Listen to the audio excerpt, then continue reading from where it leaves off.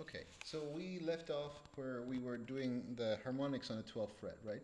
So it's not that difficult. You actually hit the harmonic here on the 6th string, first 3 strings, right? Then you get yourself to 7th position, 1, 2, and it's your E that normally would be your 3rd finger. You're going to use your pinky because you will need that to stack your 3rd finger right on top of that for the B, right? First 3 strings, 2nd inside string, 2nd, 3rd, and 4th, right? So again, right, open first strings,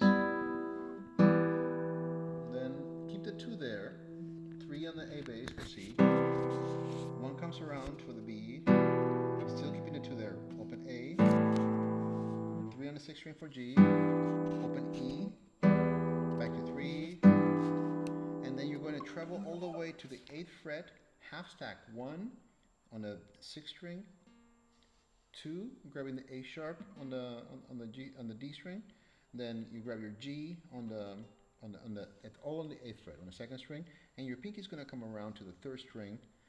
You're going to play the inside strings, 4th, 3rd, and 2nd.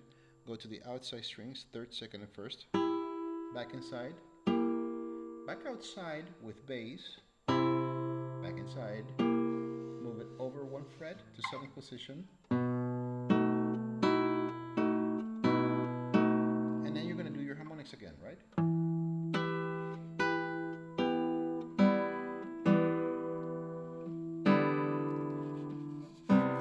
This time open, right?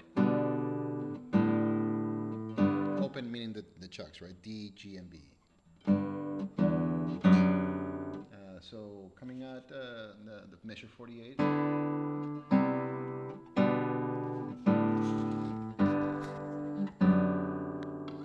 Then you get yourself back over.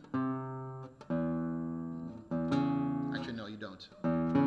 You're here in 2nd position. You're grabbing the E on the 4th string. Then you're playing the B and the G strings open. Outside, inside. And instead of C sharp this time around, C natural, well, he has you move in. Then 1, 2, and it would be 3, but 3 is busy, right? So you're going to use 4 on the F. Collapse your index finger. And then 2 grabs the B. You're going to grab the D sharp with 1. The 3 is going to grab your A. You're forming a B7 chord. Then your pinky is going to grab the F sharp. Your pinky scoots over to get a G. And then that precedes an E major chord, which is the next section of the piece on the piano mozzo. But we'll talk much more on that on a